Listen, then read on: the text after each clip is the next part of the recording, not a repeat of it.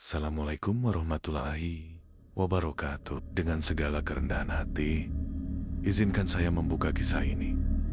Kisah yang tidak semua orang berani menceritakannya, dan tidak semua pula yang mampu mempercayainya. Ini adalah tentang manusia, tentang ambisi, tentang keinginan akan kekayaan yang melampaui batas logika, tentang jalan gelap yang dilalui bukan dengan cahaya, melainkan dengan darah, janji, dan bisikan malam yang tak bisa dijelaskan dengan akal sehat. Di sebuah sudut kampung yang terlupakan waktu, ada mereka yang memilih jalan sunyi, jalan pesugihan, jalan yang tidak ditulis dalam buku sekolah, tapi tercatat di tubuh-tubuh yang berubah dan jiwa-jiwa yang tergadai.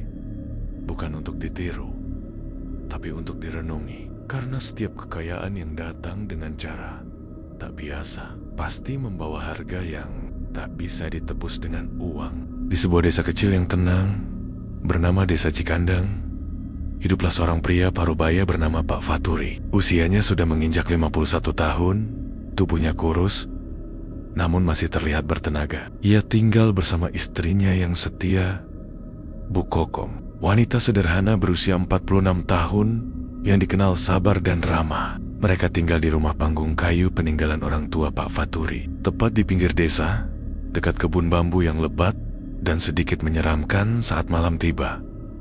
Sejak muda, Pak Faturi sudah akrab dengan bau kambing. Ia sering membantu ayahnya menggembala, memberi makan, bahkan menjual kambing ke pasar. Setelah menikah dengan Bu Kokom, mereka memulai hidup baru dengan harapan bisa punya usaha sendiri. Namun, keadaan ekonomi tidak pernah berpihak. Tahun demi tahun hanya berganti tanpa ada perubahan besar. Hidup mereka serba pas-pasan.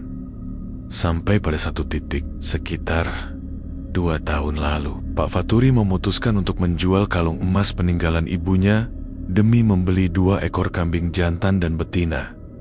Mereka sepakat untuk memulai kembali dari nol. Setiap hari, Pak Faturi merawat kambing-kambingnya dengan penuh kasih. Ia membuat kandang sederhana dari bambu, memberi makan rumput segar, dan membersihkan kandang setiap pagi dan sore.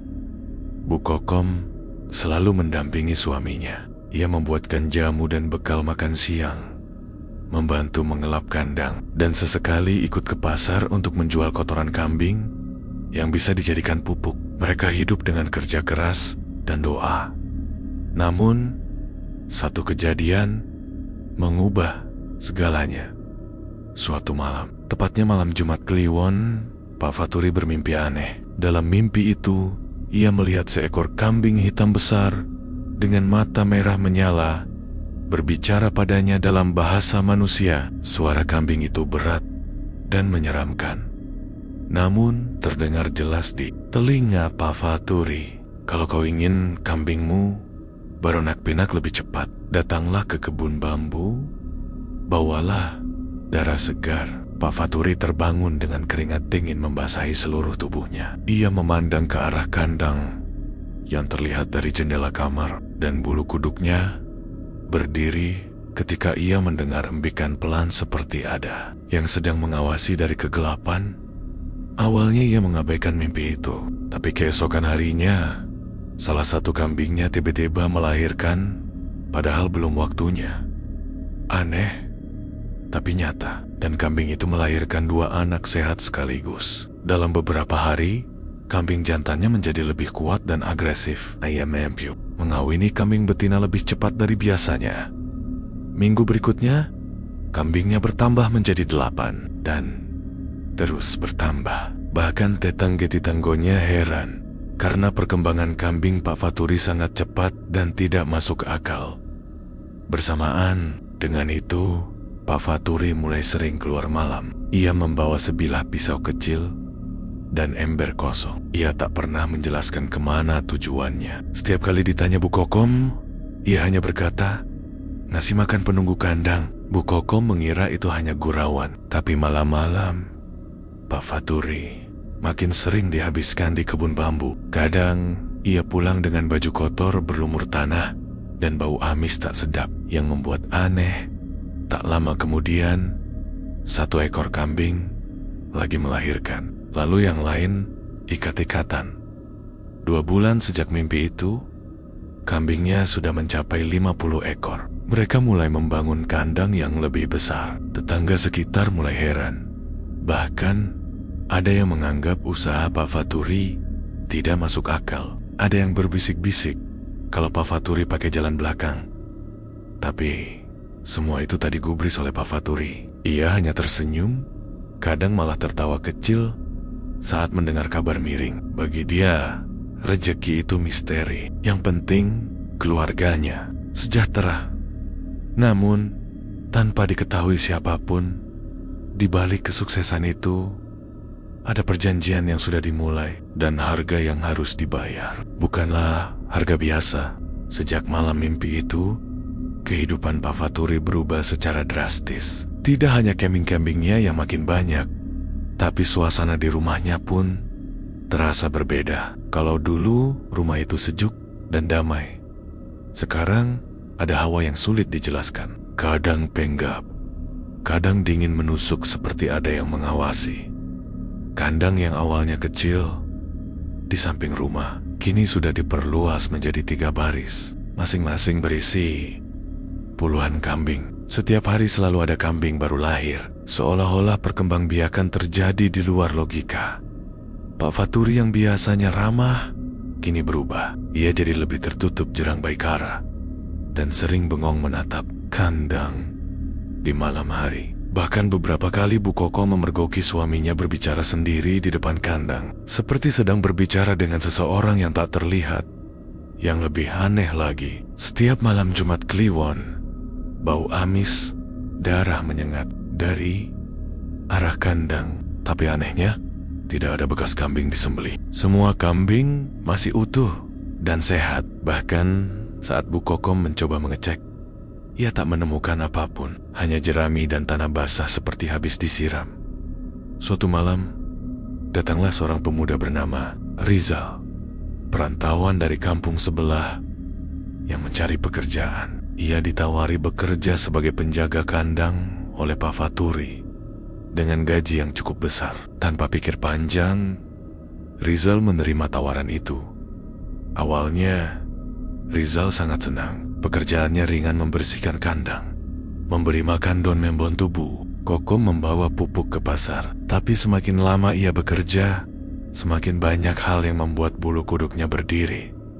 Rizal memperhatikan ada aturan aneh yang wajib diikuti semua anak buah Pak Faturi. Jangan pernah berada di kandang setelah azan maghrib. Jangan tanya soal suara-suara di malam hari. Jangan pernah buka pintu kandang sebelah barat. Kandang sebelah barat itu selalu dikunci. Berbeda dengan kandang lain, bagian itu tertutup rapat dengan dinding kayu tebal, seperti ruangan tersembunyi. Dari celah-celahnya kadang keluar bau menyengat, seperti bangkai busuk.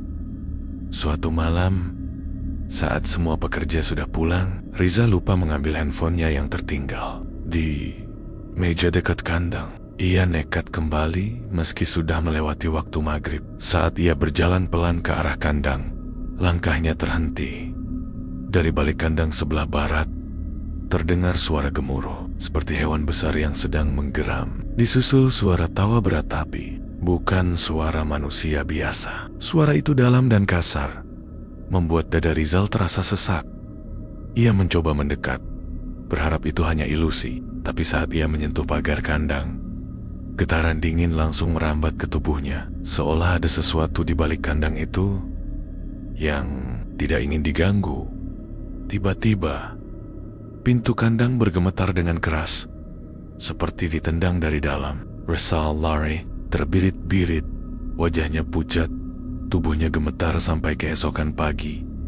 Keesokan harinya, Rizal mencoba bertanya pada teman-temannya, sesama pekerja, tapi semua diam. Wajah mereka penuh ketakutan. Salah satu dari mereka, Darman, yang sudah bekerja paling lama, akhirnya bicara pelan-pelan.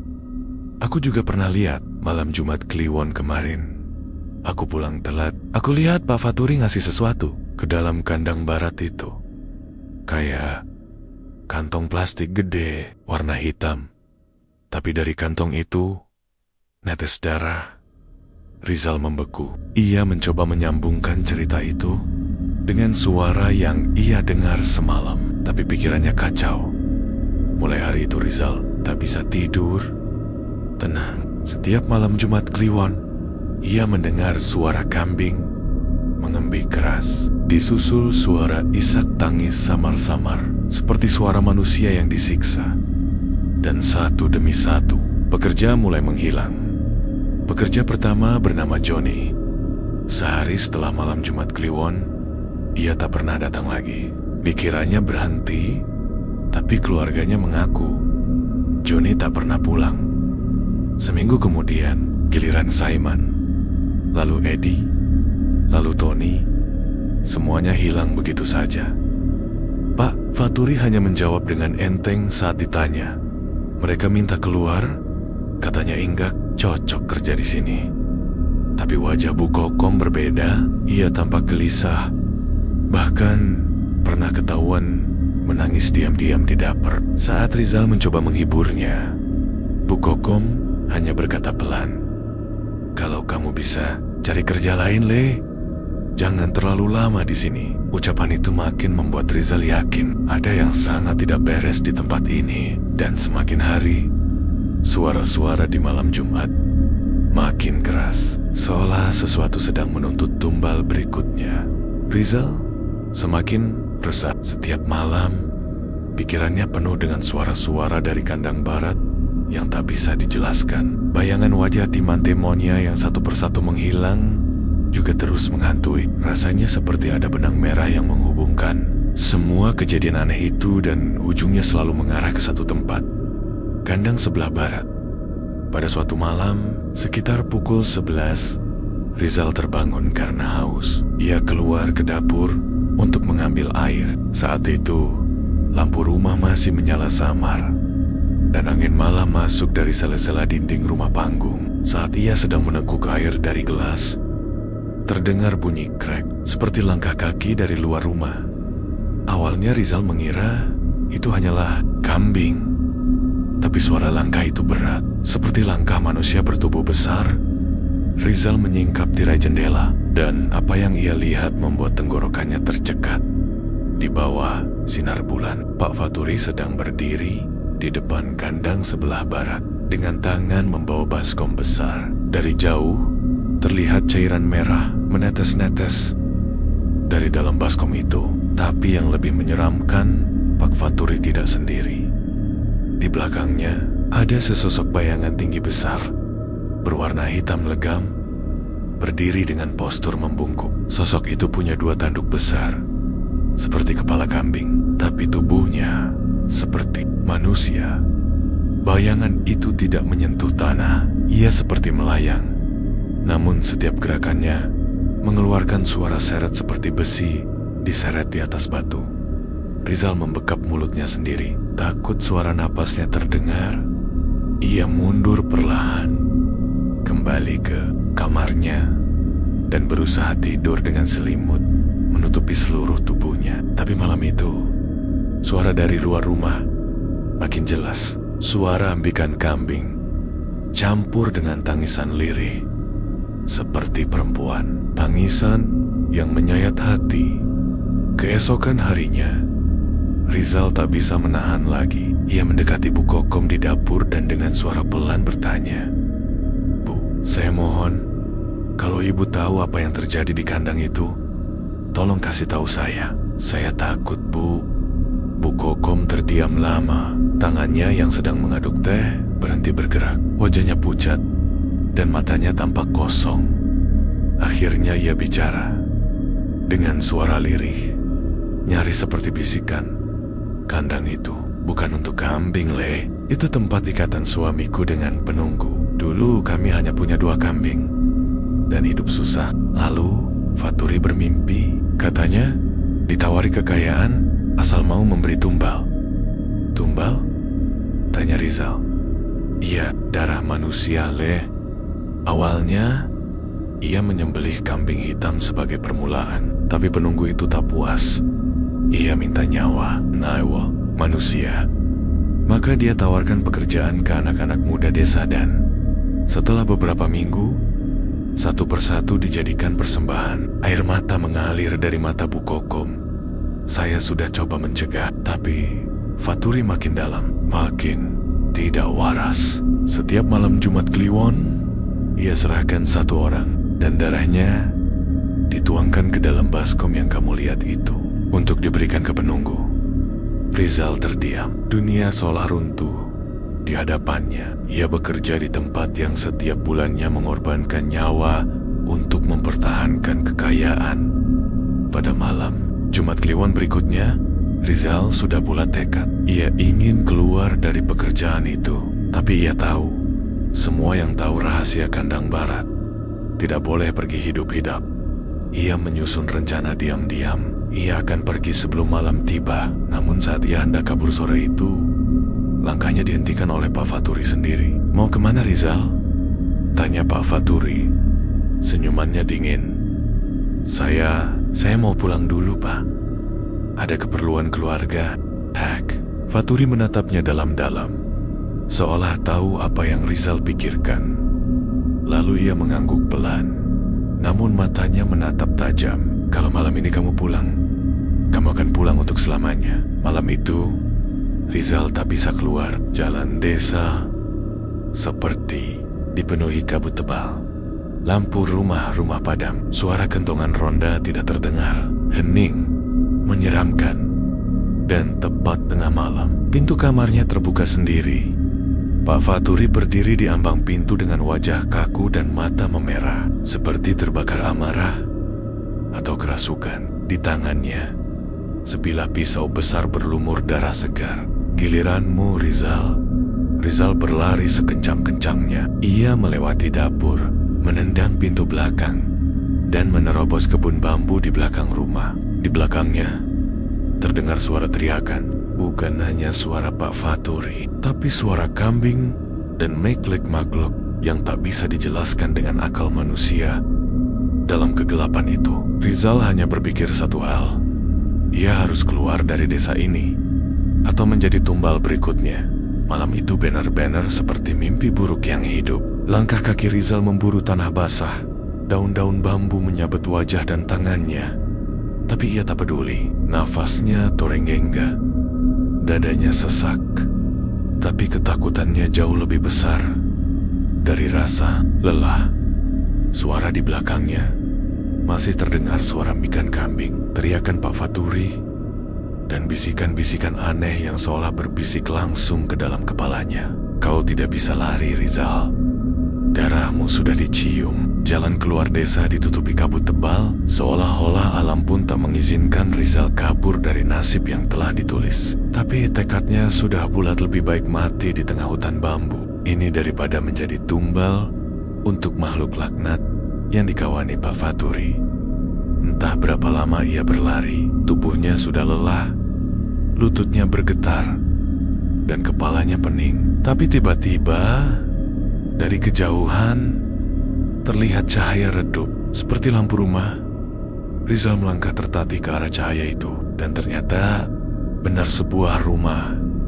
Tua, kecil, tapi masih berdiri kokoh di tengah rerimbunan bambu. Ia mengetuk pintunya dengan sisa tenaga. Tak lama, seorang kakek renta membuka pintu. Wajahnya penuh keriput, tapi sorot matanya tajam. "Kau dari rumah Faturi?" tanya si kakek.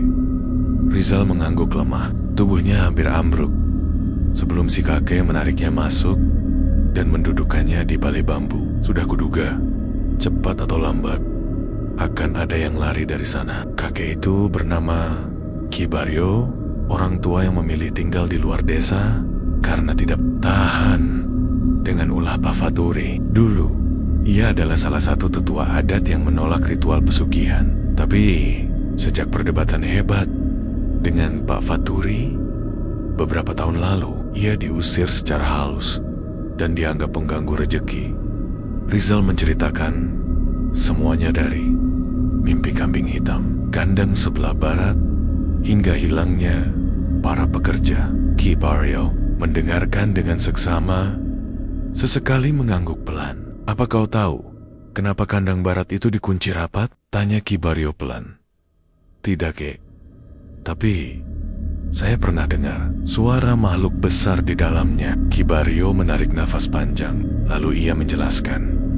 Makhluk itu disebut Kupala, peteng roh, penjaga kekayaan gelap. Ia tak sekadar diberi sesajen, tapi minta nyawa manusia sebagai tumbalnya. Pak Faturi sudah mengikat perjanjian darah dengannya, dan sekali perjanjian itu dimulai, maka tumbal harus terus disediakan. Lalu, apakah saya masih bisa lolos, Kek? Saya tak mau mati begitu, tanya Rizal. Suaranya bergetar. Ki Baryo mengangguk, tapi wajahnya serius. Bisa, tapi kau harus kembali dan menghancurkan pusat kekuatannya. Tongkat kambing hitam yang disimpan di bawah kandang barat. Tongkat itu lambang perjanjian. Jika hancur, ikatan pesugihan akan retak dan Kupala Petang akan kehilangan kekuatannya. Rizal menelan ludah dan balik ke kandang itu. Setelah semua yang terjadi, rasanya mustahil. Tapi jika tidak, hidupnya akan terus dibayangi ketakutan. Ia juga tahu, jika ia kabur begitu saja, Pak Faturi akan mencari tumbal baru, bisa jadi warga desa lain yang tak tahu apa-apa. Akhirnya, Rizal memutuskan untuk melawan. Dengan bantuan Ki Baryo, ia diberi sebuah kantong kecil berisi garam tanah, kuburan, segenggam paku bekas peti mati, dan seikat bambu kuning yang sudah diberi doa pelindung. Semua itu adalah penangkal makhluk-makhluk gaib yang berada di bawah kendali pesugihan. Tengah malam, Rizal kembali ke rumah Pak Faturi. Ia menyelinap diam-diam lewat jalur belakang. Rumah tampak sepi, tapi kandang masih terang oleh lampu pijar redup. Bau amis dan anyir darah semakin menyengat. Ia berjalan pelan menuju kandang sebelah barat. Jantungnya berdetak cepat, tangannya gemetar saat membuka kunci kayu tua yang berat. Saat pintu kandang terbuka, aroma busuk menyergap bau bangkai, darah, dan tanah basah. Di dalam ada semacam altar kecil dengan tongkat kayu berukir kepala kambing berdiri di tengah-tengahnya. Di sekelilingnya, tulang-tulang kecil berserakan. Sebagian bahkan masih berlumur daging. Rizal hampir muntah, tapi ia menggenggam bambu kuning erat-erat, lalu berjalan cepat ke arah tongkat itu. Ia mengangkatnya tinggi-tinggi dan menghantamkannya ke tanah dengan sekuat tenaga. Sekali, dua kali, tiga kali, tongkat itu pecah berkeping-keping, dan seketika seluruh kandang bergetar hebat seperti dilanda gempa. Dari balik lantai tanah terdengar suara jeritan mengerikan, seperti makhluk yang terbakar hidup-hidup. Cahaya lampu padam, angin kencang berhembus, dan dari kejauhan terdengar suara Pak Faturi menjerit. Tidak, kakak, kau hancurkan Esegalan. Ya, Haji. Harinya, warga menemukan rumah Pak Faturi hangus terbakar. Tak ada yang selamat. Bahkan, kambing-kambingnya pun lenyap. Tak ada yang tahu bagaimana kebakaran itu bisa terjadi. Hanya Rizal dan Ki Baryo yang tahu kebenarannya. Sejak hari itu, kandang bara tinggal puing, dan suara-suara aneh dari kebun bambu tak terdengar lagi. Tapi warga desa tetap percaya selama masih ada manusia yang rela mengorbankan sesama demi kekayaan, jalan pesugihan takkan pernah benar-benar hilang. Pagi itu, desa Cikandang diliputi kabut tipis dan keheningan yang aneh. Tak ada suara yang berkokok seperti biasanya. Tak ada ibu-ibu yang berkeliling membawa dagangan. Dan yang paling terasa tak, ada lagi imbikan kambing dari arah rumah Pak Faturi. Orang-orang mulai berdatangan ke rumah Pak Faturi setelah melihat asap hitam pekat naik dari balik kebun bambu. Rumah itu hangus seperti terbakar dari dalam. Kandang kambing yang megah itu sudah jadi arang, dan hanya menyisakan rangka kayu gosong. Tak ada satupun kambing tersisa. Tak ada jejak Bu Kokom. Tak ada pula jasad Pak Faturi. Hanya ada bau hangus yang bercampur amis dan bekas tanah yang seperti digali dan disiram darah. Orang-orang saling berbisik, mencoba mencari penjelasan. Apa kebakaran? Atau dibakar orang? Jangan-jangan itu balasan dari yang di atas. Namun tidak. Ada yang berani mengucapkan kata pesugihan secara terang-terangan. Mereka tahu ada sesuatu yang lebih besar dari sekadar kebakaran. Sesuatu yang selama ini mereka pura-pura tidak tahu. Sesuatu yang kini telah menampakkan diri lewat kehancuran itu. Sementara itu, Rizal masih tinggal di rumah Ki Baryo. Tubuhnya selamat, tapi jiwanya masih terguncang. Setiap malam, ia masih sering bermimpi buruk. Ia melihat bayangan kambing hitam, mendengar suara jeritan para pekerja yang dijadikan tumbal, dan sesekali melihat sosok Pak Faturi berdiri di ujung kandang. Dengan mata menyala merah, Ki Baryo merawat Rizal dengan sabar, memberinya ramuan herbal untuk menenangkan pikiran dan mengajaknya berbicara setiap pagi. Kau sudah melakukan apa yang banyak orang tak berani lakukan, Le, kata Ki Baryo suatu hari. Tapi ingat, meski tongkat pesugihan itu telah hancur, jejak darahnya masih membekas di tanah. Maksudnya, kek? Tanya Rizal dengan wajah cemas. Perjanjian darah itu tidak sepenuhnya bisa dihancurkan selama masih ada yang tahu dan tertarik untuk melanjutkan. Roh penunggu itu bisa bangkit lagi. Ia hanya butuh wadah baru. Kata-kata itu membuat Rizal terdiam lama. Benaknya langsung tertuju pada Bu Kokom, istri Pak Faturi yang tak ditemukan jasadnya saat kebakaran. Hari-hari berlalu dan desa Cikandang mulai mencoba kembali seperti semula. Tapi itu tidak mudah. Warga yang dulu bekerja pada Pak Faturi kehilangan pekerjaan. Beberapa di antaranya pulang kampung, dan yang tersisa hidup dalam rasa takut. Anak-anak tidak lagi bermain di sekitar bekas kandang. Bahkan jalan menuju rumah Pak Faturi ditutup dengan pagar bambu dan ditanami pisang gelutuk tanda tanah yang tidak boleh disentuh sembarangan. Rizal memutuskan untuk tetap tinggal di desa itu sementara waktu. Ia membantu Ki Baryo menanam sayur, memperbaiki pagar rumah, dan mengurus tanaman obat. Perlahan-lahan, wajahnya tak lagi sekusut dulu. Tapi bekas luka batin itu masih ada, tersembunyi di balik diamnya. Sampai suatu malam, Rizal terbangun oleh suara ketukan pintu. Tok, tok, tok. Ia menoleh. Jam dinding menunjukkan pukul 2 dini hari. Suara ketukan itu pelan, tapi terus berulang. Tok, tok, tok. Rizal bangkit dan membuka jendela kecil di dekat pintu. Tak ada siapa-siapa, tapi di depan pintu itu ada seekor anak kambing hitam berdiri sendirian, menatapnya dengan mata merah menyala. Lehernya tergantung lonceng kecil, dan di bawahnya ada secari kain lusuh seperti milik perempuan. Rizal membeku, nafasnya tercekat. Bu Kokom, desik pelan. Namun sebelum ia bisa berpikir lebih jauh, anak kambing itu melompat ke semak-semak dan hilang dalam kegelapan. Rizal mengejar, tapi tak menemukan jejak apapun. Keesokan harinya, Rizal pergi ke bekas rumah Pak Faturi. Meski tanah itu sudah ditutup, ia merasa harus melihatnya sekali lagi. Ia berdiri di tengah puing, menatap tanah hitam yang masih berbau hangus.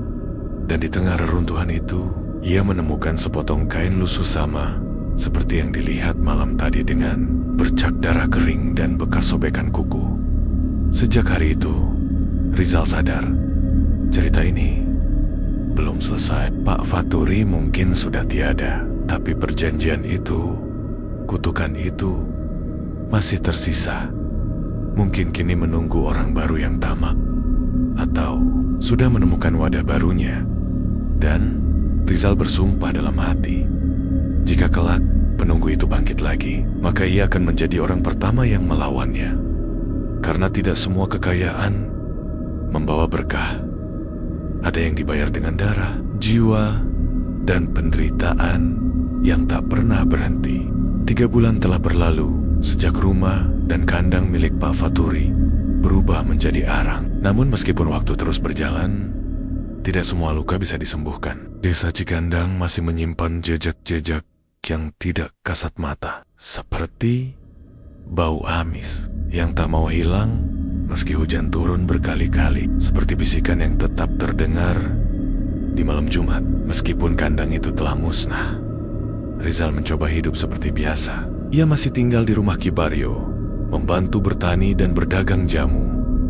Tapi pikirannya tak pernah benar-benar tenang. Setiap malam Jumat Kliwon, tubuhnya menggigil tanpa alasan. Di Telenggania, samar-samar, suara kambing masih mengembik.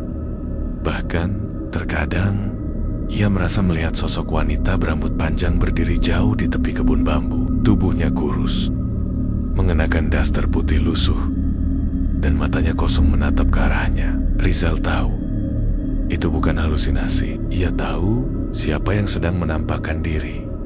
Bukokom, desa mulai dikunjungi orang luar. Bukan turis, bukan peneliti, tapi para pembeli kambing yang datang dari kota. Mereka mendengar kabar bahwa ada seorang anak muda yang konon mampu menjinakkan kambing beranak 3 kali dalam sebulan.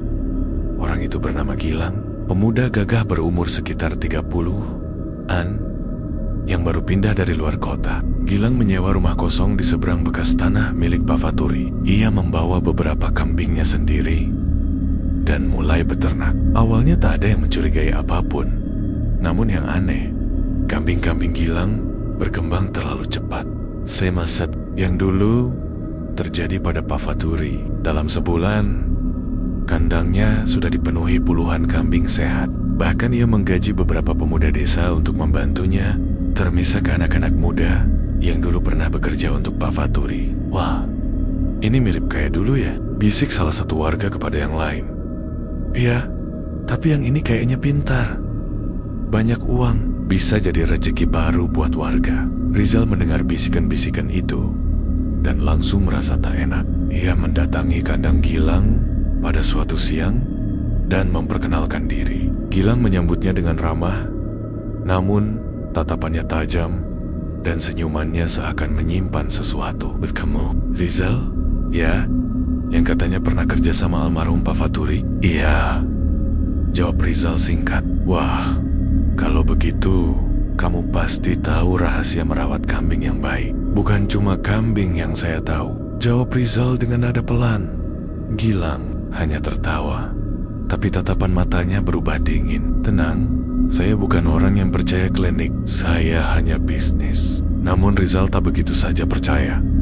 Malamnya, Rizal memberanikan diri mengintai kandang Gilang dari kejauhan. Ia bersembunyi di balik rumpun pisang, membawa bambu kuning pemberian Ki Baryo. Sekitar pukul 2 dini hari, ia melihat Gilang keluar rumah, mengenakan jaket hitam dan membawa ember besar. Ia menuju kandang bagian belakang, membuka sebuah ruangan kecil yang tertutup kain hitam. Dari sana keluar suara berat, suara yang Rizal kenal betul. Darah, belum cukup, beri aku daging muda. Rizal menahan napas, lututnya lemas. Suara itu, suara Kupala Petang. Makhluk itu masih hidup. Ia belum pergi. Dan kini, Death Clan telah menjadi wadah barunya. Keesokan harinya, Rizal menemui Ki Baryo dengan wajah pucat. Kek, dia kembali. Makhluk itu, saya dengar suaranya dari kandang Gilang. Ki Baryo menghela napas berat. Ia mengangguk pelan. Aku sudah menduga perjanjian itu tidak mati, hanya berpindah tangan. Selama tanah itu masih menyimpan darah tumbal, ia akan terus mencari tuan baru. Apa kita bisa hancurkan lagi, Kek? Tanya Rizal. Ki Baryo menatap langit. Suaranya berat. Dulu kita hancurkan tongkat pesugihan, tapi kini Gilang mungkin sudah punya simbol perjanjian yang berbeda. Bisa cermin, bisa keris, atau bahkan benda pribadi tumbal sebelumnya. Selama wadahnya belum ditemukan, kita tak bisa melawan langsung. Sementara itu, desa mulai kembali gelisah. Salah satu pekerja Gilang, pemuda bernama Togar, hilang tanpa jejak. Keluarganya mencari kemana-mana, namun tak ada kabar. Warga mulai bertanya-tanya, beberapa bahkan mulai takut. Namun Gilang menjawab dengan tenang. Dia bilang mau pulang ke kampung, mungkin belum sempat pamit. Tapi Rizal tahu itu bohong. Polanya sama seperti Pak Faturi. Dan kini tumbal pertama sudah diambil. Rizal hanya punya dua pilihan. Diam dan membiarkan pesugihan itu berulang, atau bertarung sekali lagi walau nyawanya kembali menjadi taruhan. Tapi kali ini ia tidak sendirian, karena Ki Baryo dan satu orang misterius lain dari masa lalu yang belum muncul akan ikut turun tangan. Dan perang melawan pesugihan belum berakhir.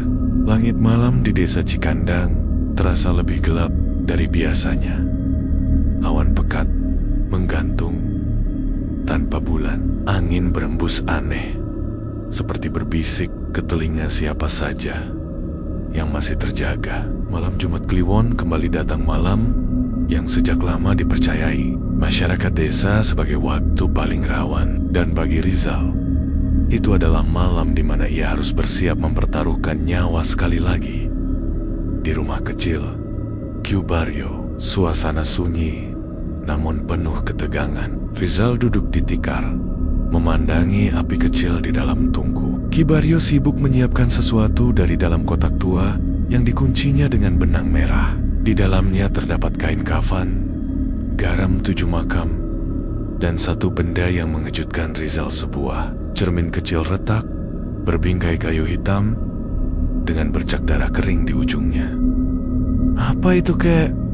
tanya Rizal pelan. "Ini peninggalan dari Bu Kokom," jawab Ki Baryo lirih. Rizal menatap Ki Baryo dengan mata membelalak. "Tayasem datang padaku sebelum lenyap. Ia tahu Pak Faturi tak akan berhenti. Ia ingin membatalkan perjanjian, tapi sudah terlambat. Maka dia sembunyikan simbol kedua dari perjanjian pesugihan mereka. Cermin berdarah, tempat di mana roh Gupala Peteng bisa keluar masuk. Siapapun yang memegang cermin ini dengan niat tamak akan terikat." Rizal bergidik. Kini semuanya mulai masuk akal. Gilang bukan orang biasa. Ia datang bukan tanpa alasan. Ia datang karena dipanggil oleh kekuatan lama yang belum selesai urusannya. Malam itu, Rizal dan Ki Baryo menyusun rencana. Mereka akan menyusup ke kandang Gilang, mencari tahu apakah cermin berdarah yang disimpan Bu Kokom sudah jatuh ke tangan Gilang atau belum. Kalau sudah, maka perang yang akan mereka hadapi bukan hanya dengan manusia tamak, tapi dengan makhluk gaib penjaga kekayaan yang bisa muncul dalam wujud nyata. Menjelang tengah malam, keduanya bergerak. Rizal membawa bambu kuning dan kantong garam makam. Ki Baryo membawa cermin berdarah itu dibungkus kain putih. Langkah mereka pelan, menyusuri jalan belakang desa agar tidak menarik perhatian. Sampai akhirnya mereka sampai di kandang Gilang. Cahaya lampu redup menyala dari dalam rumah, tapi bagian kandang terlihat lebih terang, seperti ada cahaya obor dari balik kandang. "Dia di dalam," bisik Rizal. Mereka mendekat pelen-pelen ke sisi kandang. Rizal mengintip melalui celah dinding bambu, dan detik berikutnya ia merasa bulu kuduknya berdiri di dalam kandang belakang. Gilang berdiri di depan sebuah meja altar dengan tangan memegang cermin retak persis seperti milik Ki Baryo. Namun cermin itu bercahaya merah di sekitarnya. Beberapa kambing mati dengan leher digorok berjejer. Darah mereka mengalir ke dalam mangkuk batu. Gilang membaca sesuatu. Suara lirih, tapi bukan bahasa manusia biasa. Lidahnya seperti digerakkan oleh kekuatan lain. Tiba-tiba, bayangan hitam muncul dari dalam cermin. Wujudnya tinggi, berotot, kulitnya legam seperti arang terbakar, dan kepalanya seperti kambing jantan dengan mata merah membara. Tanduknya besar, melengkung seperti bulan sabit. "Daging muda berikutnya akan kuambil malam ini," kata makhluk itu. Rizal menahan napas, tapi tanpa sengaja lututnya menyentuh batang bambu, dan krek, bunyi patahan kecil terdengar. Gilang tersentak. Ia menoleh ke arah suara. Siapa di luar? Tanpa pikir panjang, Rizal menyerbu masuk. Ki Baryo menyusul dari belakang, melemparkan garam ke arah cermin. Gilang berteriak, "Jangan sentuh itu!" Tapi sudah terlambat. Garam maka mengenai cermin merah, dan cahaya merah padam seketika. Makhluk itu meraung keras dan mengejang seperti terbakar. Tanah bergetar, lampu padam, suara seperti ribuan tulang patah terdengar dari segala arah. Gilang terlempar ke dinding. Cermin itu retak lebih besar, dan dari retakannya keluar cairan hitam pekat seperti darah busuk.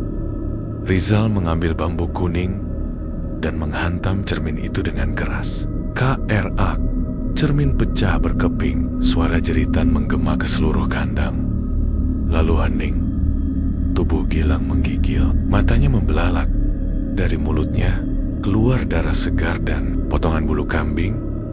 Ia merangkak, mencoba menjangkau sesuatu, tapi tak sampai. Tubuhnya mendadak membeku dan membatu. Dan dalam hitungan detik, Gilang berubah menjadi patung batu hitam. Wajahnya terdistorsi dalam ekspresi ketakutan abadi.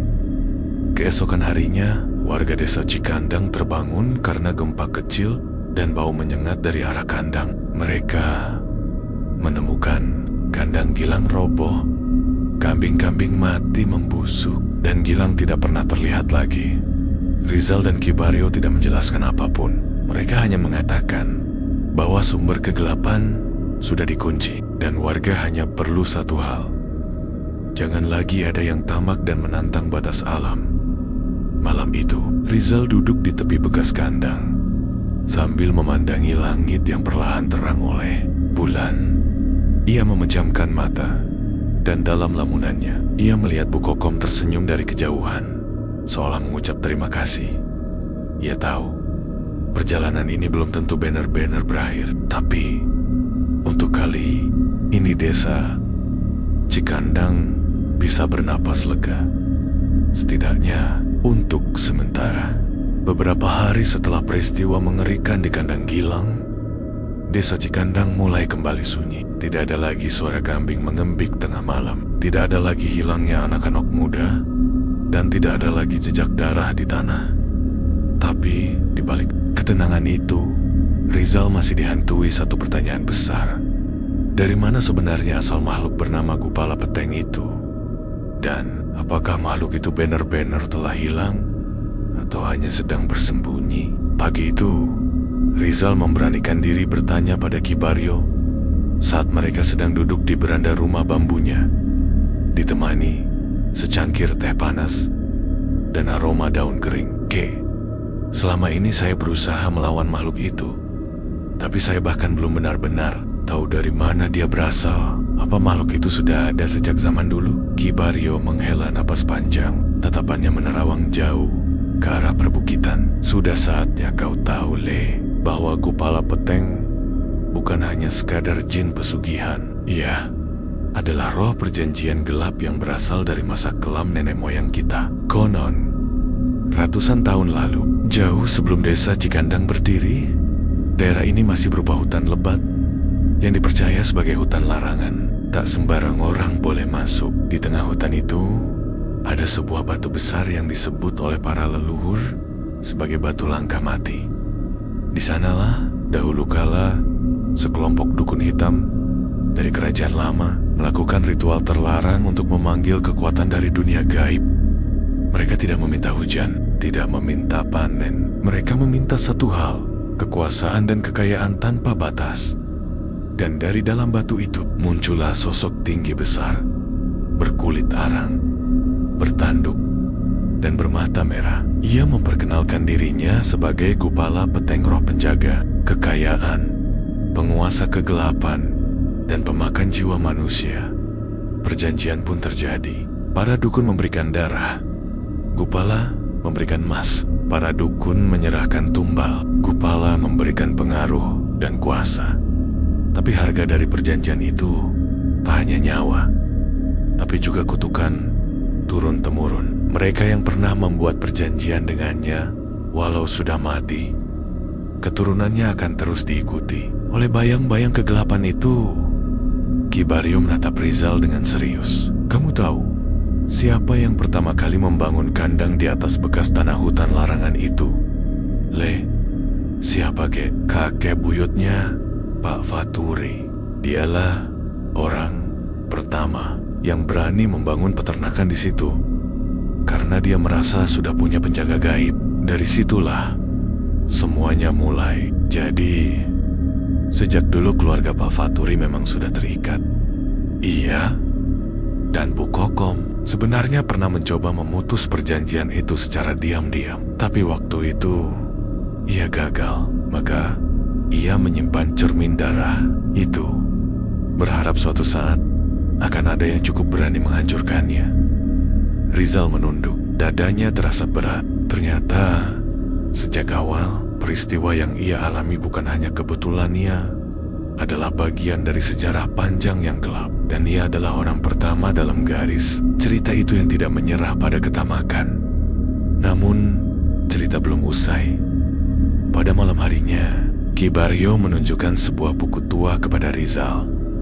Sampulnya terbuat dari kulit kambing kering, dan halaman dalamnya ditulis dengan tinta merah tua. Judul di halaman pertama itu membuat bulu kuduk Rizal berdiri. Kitab Kupala. Naskah perjanjian jiwa isi buku itu memuat simbol-simbol kuno, mantra dalam bahasa leluhur, dan daftar tumbal yang tercatat selama lebih dari 300 tahun. Salah satu halaman tertulis jelas, jika wadah dihancurkan, roh akan kembali ke batu langkah mati dan tertidur hingga ada yang memanggil kembali dengan darah baru. Rizal mematung. Jadi, artinya Gupala Peteng hanya tidur, kek?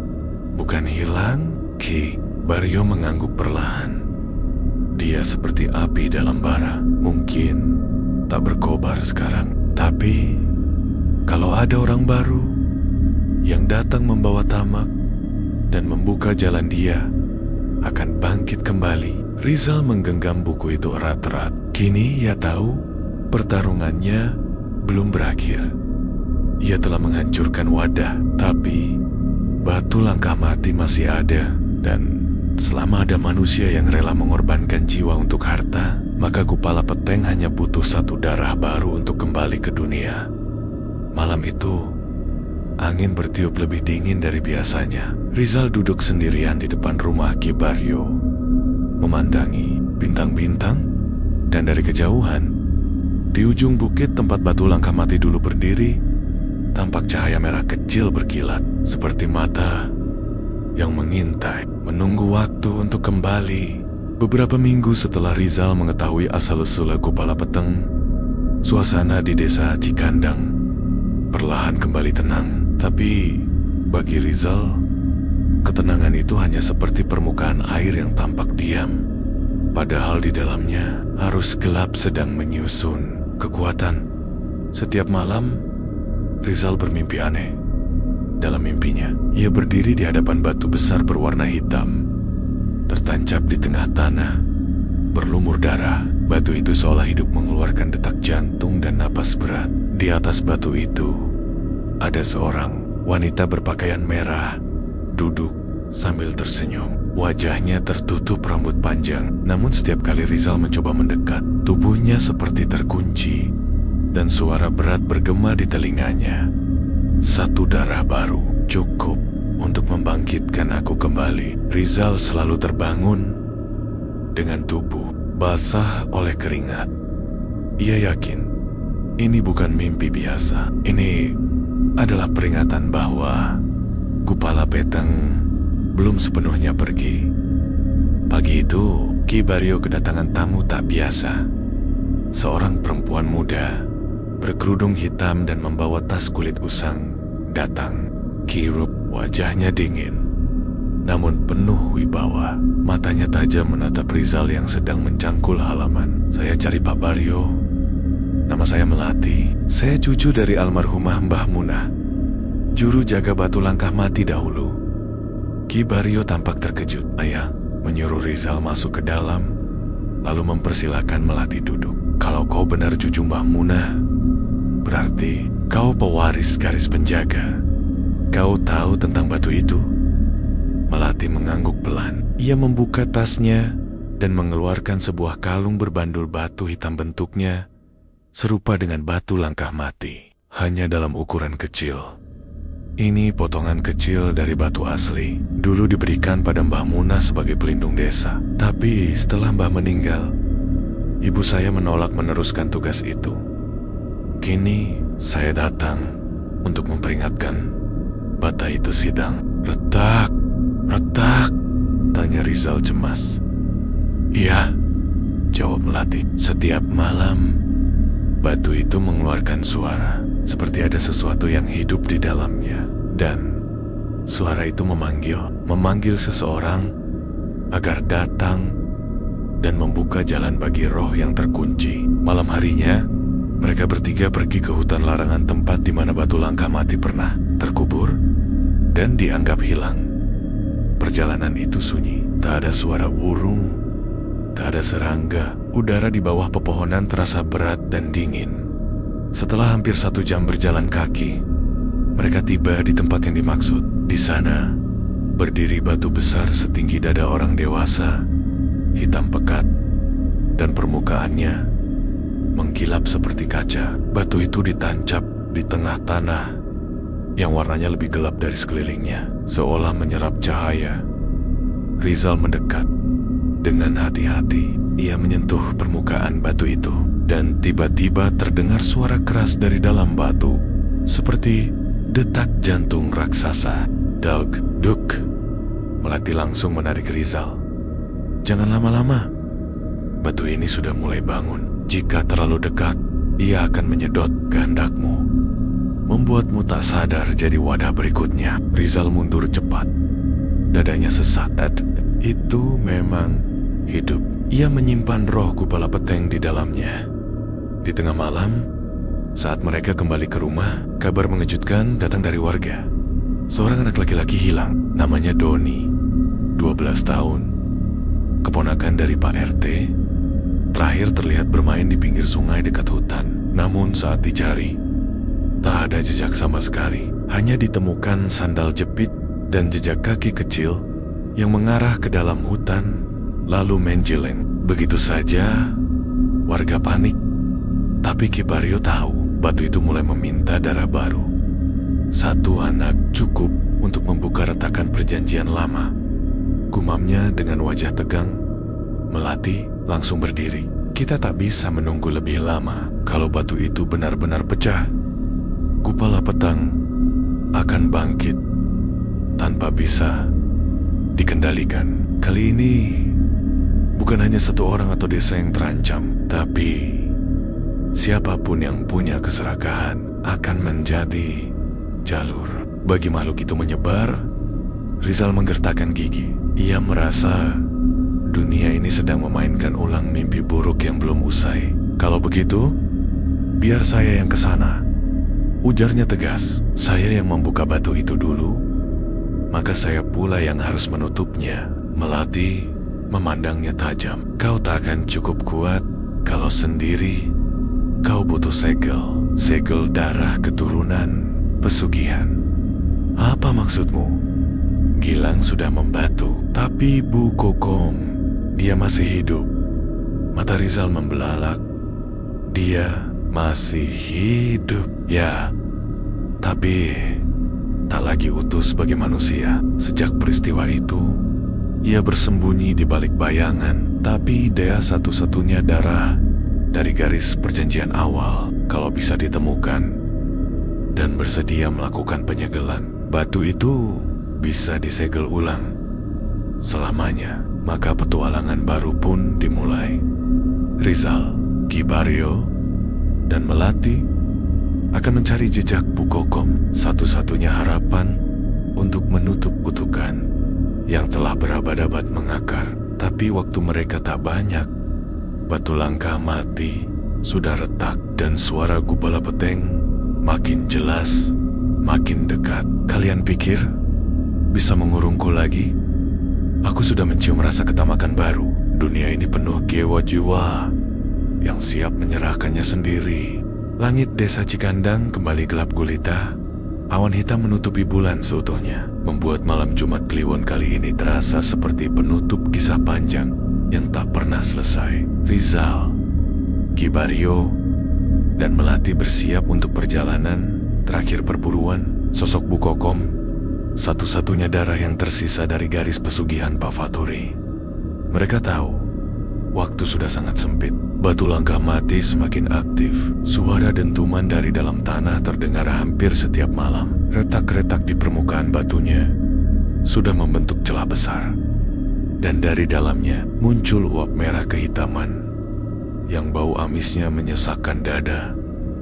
Menurut catatan lama Mbah Munah, Bu Kokom pernah datang ke sebuah pondok di dalam hutan untuk menyembunyikan dirinya. Tempat itu dulunya digunakan sebagai tempat persembunyian para juru kunci, orang-orang yang pernah menolak perjanjian gelap dan memilih hidup dalam kesunyian. Rizal dan timnya masuk ke hutan sebelum subuh, melewati semak berduri, menyusuri aliran Songhai Castle, dan akhirnya menemukan pondok kayu tua yang hampir tak kelihatan di balik pohon beringin besar. Pintu pondok itu terbuka sedikit, sunyi.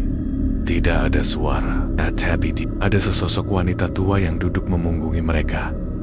Rambutnya panjang kusut, bajunya lusuh seperti belum pernah diganti, dan tubuhnya sangat kurus. Tapi ketika Melati memanggil pelan, "Bu Kokom," sosok itu perlahan menoleh. Wajahnya pucat, matanya cekung, namun masih menyala tajam. Tapi bukan kemarahan di sana, melainkan kesedihan dan ketakutan. "Sudah waktunya ya?" Suara Bu Kokom parau. Batu itu mulai memanggilku kembali. Rizal maju mendekat, berlutut di hadapan wanita itu.